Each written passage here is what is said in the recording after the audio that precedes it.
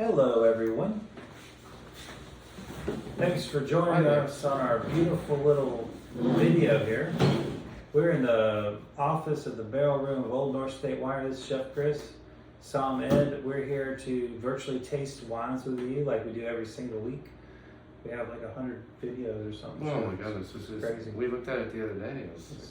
We've been doing this for almost 3 years. Yeah, it's crazy. So Quite the portfolio. The COVID thing just turned into us making videos every week. So and now we're video stars. yeah, I mean at least 30 or 40 people out there.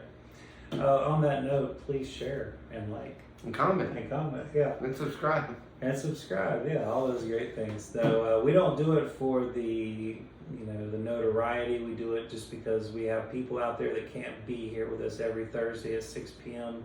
to taste these wines. So we don't want them to miss out. So I thought we did it because we get to daydream. That's right, because of that's what you said. What you said. Because the boss is watching.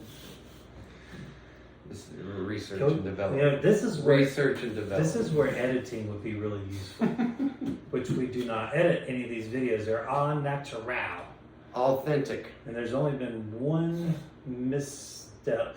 I wouldn't call it a misstep. I don't know where this no cussing thing came from. I mean, this is kind of it's like this thing that's out there, but we never established that we wouldn't cuss. I mean, it's a family program, sir. No, it's not. Our wine family, kind of. Well, anyway, so we taste wines here at 6 p.m. on Thursday in downtown Mount Airy, right down here in the barrel room. But if you can't be here, you can pick up these virtual tasting packs. We got a couple of beautiful wines, and Chef pairs food with it. And Chef hasn't had these wines, so we're gonna get his off-the-cuff review and food pairing on the spot, just to show you how talented he is. Any of you that have been to our chef's table or our restaurant in general knows that already. So this is from Dorrance. We're in South Africa. They have a winery in downtown Cape Town, just like we have a winery in downtown Mount Airy. The old urban winery there in Cape Town. How cool. Yeah, and these grapes come from Swartland, which is just north of a pretty large area, just north of Cape Town. Remember also that in terms of volume, South Africa is top 10 in the world. I think number 6 or number 7, depends on the year. Massive amount of production. This is no, little league stuff. This is some of the best wines in the world, and we're so happy to get to share them with you. Dorrance, like I said, is an urban winery, and that's kind of what we are here. So kindred spirits, I would say. Our friend Andy at Elephant's Corner is the provider, distributor here stateside for us. And oh, by the way, Chef, August 20th, it's a Sunday night. It's on the books. We are going to be having a Chamonix wine dinner with Andy, and I'm hopeful that the winemaker gets his visa stuff cleared and he'll be here as well. So let's talk about this beautiful 2022 Rouge. Now remember, 2022 sounds, well, here we are in 2023, but remember they are usually harvesting February. So this is actually about a year old since it was picked. Maybe, picked and fermented and bottled actually. So this is something that, I always get that little bit of like that sticker shock of how, because the first wines seem to come out of South Africa for the year, and just seeing those younger vintages that just kind of catch you. But you got to add a half a year to whatever's in the bottle because we harvest in the fall, they harvest basically in the winter, really. So what do we got here? We got a beautiful Cinsault. It is called a Rouge. It does probably have some additional grapes. I'm not for sure. That would be my assumption. But we'll just say that it's Cinsault driven at the very least. And it may or may not be 100% Cinsault. I'll have to verify that with Andy next time I see him. But that's not what's important. What's important is this Rouge tasty? Well, looking at it in the glass, it is a lighter style. You can see right through it, almost Pinot-esque, I would say. Very much so, and it has a very distinctive nose, almost a Pinotage kind of nose to it. Yeah. It's almost fortified. and the flavor profile and the smell. And for a younger wine too, I find it to already have that fortified attributes really kind of counterintuitive there as well. Well, remember, Chef, that Pinotage was a cross of Cinsault and Pinot. Well, that makes sense. So that would explain the similarities there for sure. Of course, Pinotage is a pretty famous grape down yonder. Well, this is a grape that I really enjoyed. I tasted this with Andy, I guess it was about a month or so ago, and I was really excited about showing it to you, and just now getting around to it. And it has plenty of what I would call those textural things like acidity, alcohol, and some really nice soft tannins at the end. And of course, in terms of flavor profile, great red fruit here. Red fruit for days, even candied red fruit. Yeah. I mean, a little bit of licorice, certainly like a poached raspberry, like if you cooked a raspberry down, but lightly, not like a stewed, without the spice. A little bit of spice in this though. Yes, absolutely. I think you're right. I think there's, I don't know if it's to me it's almost, there's maybe a cayenne or something in there. It's like a little, that kind of spice, a little heat spice. Yeah, and I don't know what, the pepper, it's not like black pepper. Cashmere. Yeah, right. Yeah, cashmere pepper. Where you get that brightness, but you don't get a lot of the heat. It's got a little subtle heat, but it's not like pow. It's great. Watch out, Sally. Yeah. Now this is mouth-watering. This is a killer food one. I gotta tell you, I tasted it like 8:30 in the morning when I was tasting with Andy, because that's when we could meet, and that's pretty common for us because we're both going in different directions. And I was amazed at, it woke my palate up. I bet it did. My slumbering palate was awakened. Yeah. And this is certainly something that would fare well with so many types of food, particularly in the summertime, where when we're dialing down our reds a little bit because it's hot. It's our cuisine changes a little bit. But we don't want to sacrifice flavor. We're kind of dialing down the weight intensity of it. This has a lighter weight, but it still has all the things that you want from an intense red. It sure does. I mean, this is a great summertime red. Or even a starter red if you're going to go to something bigger later on in the evening.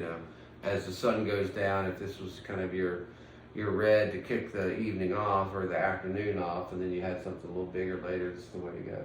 Definitely. Man, it's just good. And it keeps that candy flavor keeps lingering.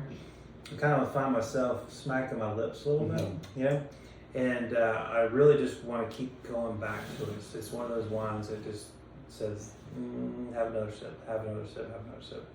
Well, Chef, what kind of foods would you think? I mean, I could probably think of several. Well, I could think of a bunch. I'm trying to think what would work. First and foremost, if I were having this at home, I would definitely make some homemade pizza. Oh, yeah. That's what, to me, this is screaming. That tomato base. So we're going to do a pasta primavera with this. We've got some beautiful first of the season squash and zucchini. We got some other surprises coming from Minglewood today. I haven't quite laid my eyes on it. I think she'll be here any minute. But just some great roasted summer vegetables with some fettuccine, tomatoes. I think that's gonna be great with this. Awesome. I still have some of the manchego too. I think shredded manchego with the primavera. That'd be a great. And that's something I would make at home too. It would be great with this. Everybody was talking about that manchego last week. It's a lot. It really very, wakes, very popular. It wakes it right up. Delicious. Spanish cheeses, man, can't beat them. Well, they're made for. They're made for wine, and they wake up so many foods. I love the way the sheep component of that really is over the top. Right. Well, there you have it. Chef's gonna have you with a wonderful summertime dish. I mean, it's probably what you're craving more than anything right now, and that's Chef's delivering once again. Man, I do love this. Right. This is delicious.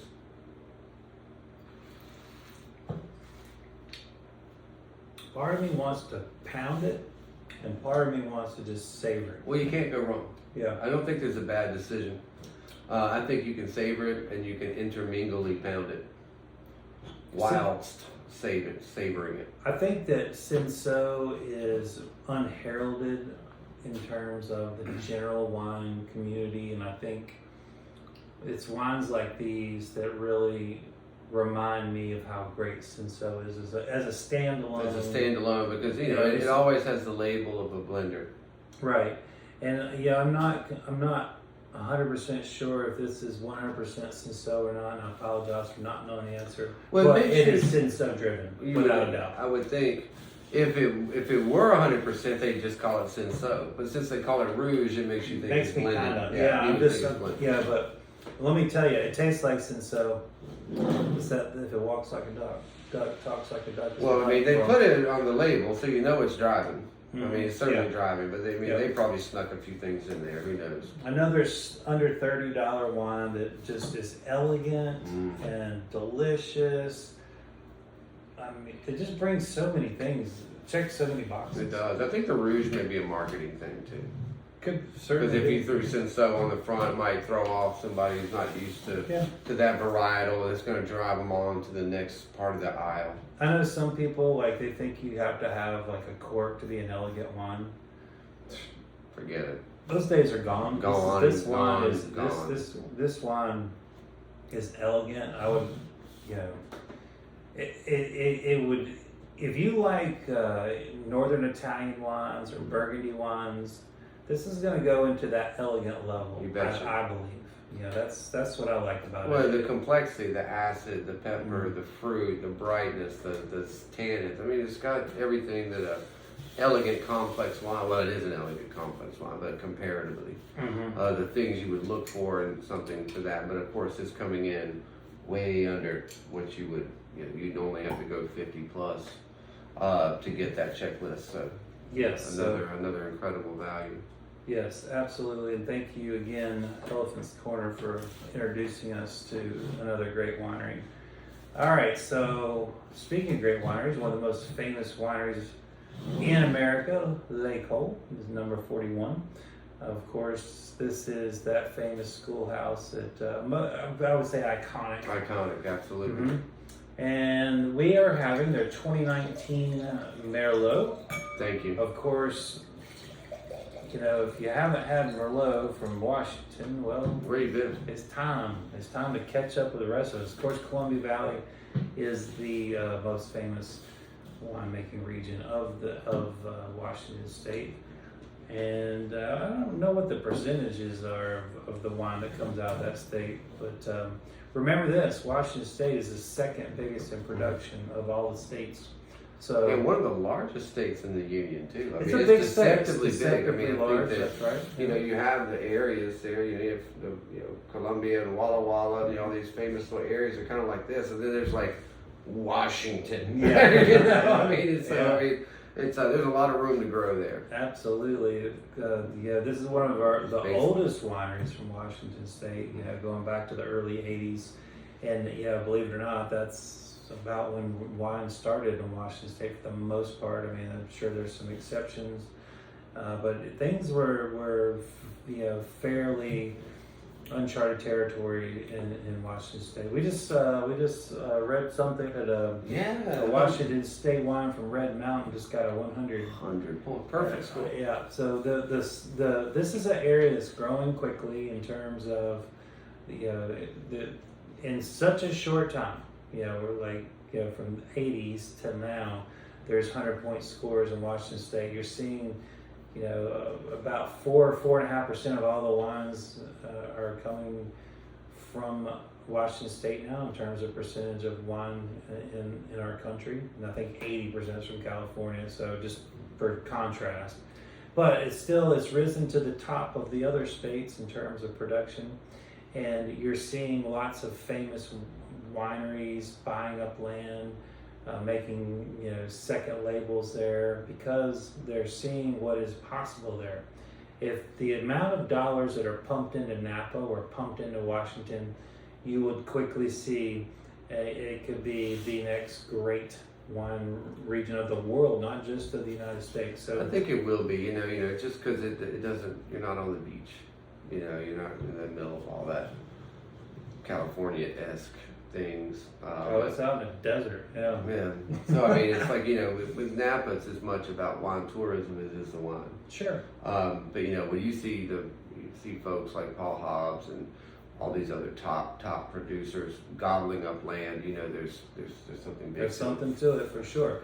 Now this is a big Merlot. I want to go ahead and say you're going to notice right off the bat that there is a massive amount of oak influence. Now, only 20% of this oak is new oak, but it's going to smell like it's 100% new oak. I mean, it's really the oak really sits on the nose. That's a good thing. I mean, for you Napa cab drinkers out there, on the nose, you're going to be really pleased with this.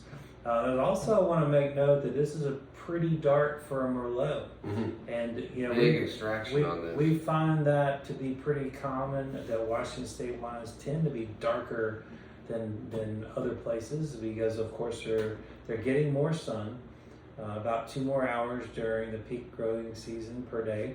And of course, the more sun you get, the more colors you can get from the skins. They get more developed, and that really translates into the final product.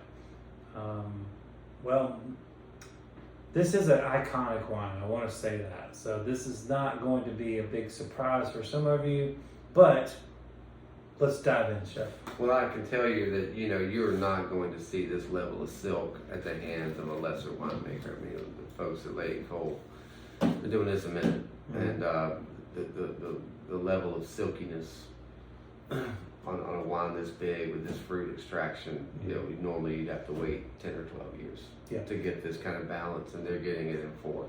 It is really delicious, and like Chef said, balanced. It almost tastes like it's been aged for many years. Actually, 16 months in oak, and then of course it was bottled, I believe, in early 2021. So it had some time to relax and bottle as well. And 3.5 years from harvest. It doesn't. It tastes more like 10 or 12. It's just so homogenized. You would get hosed on a blind tasting on this if you were guessing the vintage. But not you. I just mean like the average person. I mean, totally understand. This does not taste like a young wine. It's absolutely fabulous. Well, fruit intensity is here, but not at all heavy on the palate. Not syrupy. Not weighty, but then as you're kind of trying to sort through all the different fruits, because there are many, certainly you can name just about every commercial fruit there is out there. Blackberry, really blueberry, plum. Absolutely, strawberry. the plum to me is really significant. Cherry, absolutely. This is really nice. Yeah, I even get some notes of maybe some red apple, apple skins in there. Of course, that vanilla's kicking from the French oak. There's some spice there, a little bit of baking spice, maybe some cinnamon, nutmeg kind of thing on them. Absolutely nutmeg on this, and shaved spice. Not stewed, kind of like the fresh. Yeah. Like when you're grating nutmeg, you're grating a cinnamon stick, you're like snapping a clove or an anise, that kind of thing where you can really, the aromatics of it more so than the weight. Because this wine does not have a lot of weight to it, surprisingly. It doesn't feel heavy and like very syrupy. It is very light on its feet to bring this kind of flavor to the forefront. It's very remarkable. So it's all those fresh. It's like when you're smelling the bouquet right before you stew it. Right. It's right before you add it to your thing. That's chef talk right there, because that's a chef experience doing that so many years in the kitchen, and the timing of things. Everything smells and tastes different at different times during its life cycle. or in terms of in the kitchen, it's prep cycle. So, when I say life cycle, I mean well, it's like a green banana going to a breaking banana, going to a ripe banana to a overly ripe banana. Those are all different. Well, also, it's why you talk about skins a lot. When you're skinning or peeling something, it's a much different profile than the finished after you've done it. Right. So it's the progression cycle of those things. Yeah, and then in cooking, you have like if you're prepping food, you're cutting it, it's raw, and then there's where you start when it hits the pan. There's it has a different smell, even in taste if you're tasting stuff as a chef, because you're tasting as you go. And then of course when it's in the oven, and then there's always this is one of my favorite things as a chef. I can't tell you. It seems like every time I ever made a cobbler, it spilled. Oh, it was somewhere. You gotta put it on a bigger pan. It was either on a. And you can have this much room. Oh yeah. Like it doesn't matter. It's gonna take more than all that annoyance over all those years, but it helped me describe wine better because I find I run up against wines all the time that have that either smell or taste. It's uncanny. Of that little bit of runoff of cobbler base, whatever it might be. Well, in the way it changes during the heat cycle, the caramelization, the intensifying, and in the way the ingredients interact under a molten environment. Molten, yes. I mean, like a cobbler getting on your skin is hotter than the actual temperature of the cobbler. It seems like it, yeah. Like if you put a probe in it, it would have a certain temperature. You drop it on your hand, it's twice that temperature. Yeah, easily. It's the hottest thing on earth. Chef, I want to also make note that I'm getting a lot of the mallow, the dairy, creamy, creamy, silky, balanced, but it's not homogenizing all of the highlights of this wine. Sometimes the mallow can kind of wash away some of the nuance of a wine. It's not the case here. Chef, these tiers are running really slow. It says on the bottle here 14.5% alcohol. I would not think that from the flavor profile, but the tiers they're sluggish. They're sluggish. So it probably is pretty accurate. That's the really well-made wines. You don't detect the alcohol, or at least it doesn't sit up on top and kind of burn your eyelids or your throat. So, I would say it was under, if anything. Yeah. It is not. It doesn't have a trace of heat to it at all. It's almost like it's not. There is no alcohol in it. It's just flavor. It is, but those tiers are telling us different, isn't it? Now they're sluggish. They're there, and they're just taking their. Boy, they sure are. Some of them don't even want to start. Yeah. So we do believe that there's a good amount of alcohol here, but that's again talking about that the more sun means more development of sugars, and sugars that's what ferments into alcohol. Thank God. I'm not so much a fan of sugar as I am alcohol. Well, we like the byproduct. The byproduct is certainly very very enhancing. So, what do you think food-wise here? I had something totally different in mind. I really wanted. When you saw Merlot, I really wanted to get the fish, and I mean, sometimes you can on these softer Merlots, because you can do. Because I was thinking like a bullet base kind of thing. I would agree. The first sip, I was like, oh boy, no way. I think we're gonna go caramelized carrots and duck on this. Cool. Yeah. I think the classic, duck's a classic with the Merlot. I love we're getting these beautiful carrots from Minglewood. I love the natural sweetness of the carrot it's sweet without being sugary. Yeah. And obviously roasting them, bringing out that flavor is going to be a real enhancement to the duck and to this wine. And I love the earthiness of the carrot with this as well. The fat from the duck is going to be a boon. That's a great call. I think that'll make a lot of people happy when they get home with their box. Well, we've had so many delicious things to taste over last week, Chef, with the farmers really getting in the dirt. It's dirt season. Yeah, so we're really excited. We've got Of course, we've got chef's table this Friday for lunch. We've got chef's table Saturday for dinner. And They're in for a treat. yeah,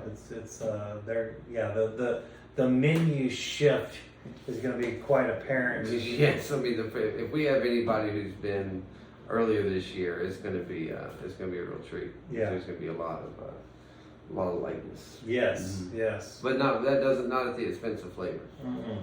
No. For sure, just different building blocks. Right.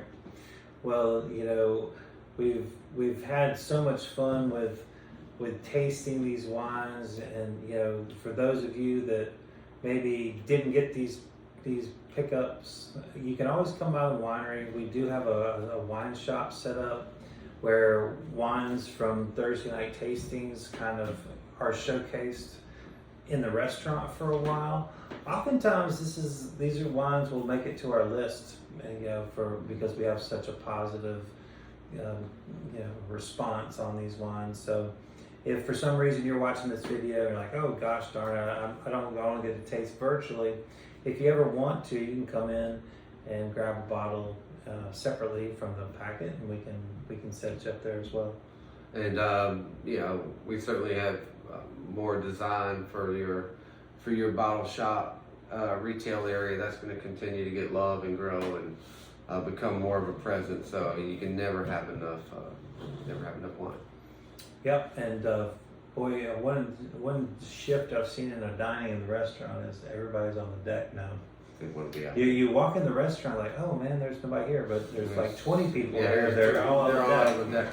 Yeah. It's So, a lot of fun.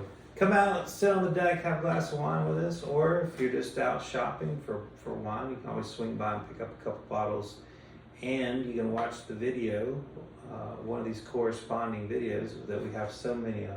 There's a video for your wine. That's right.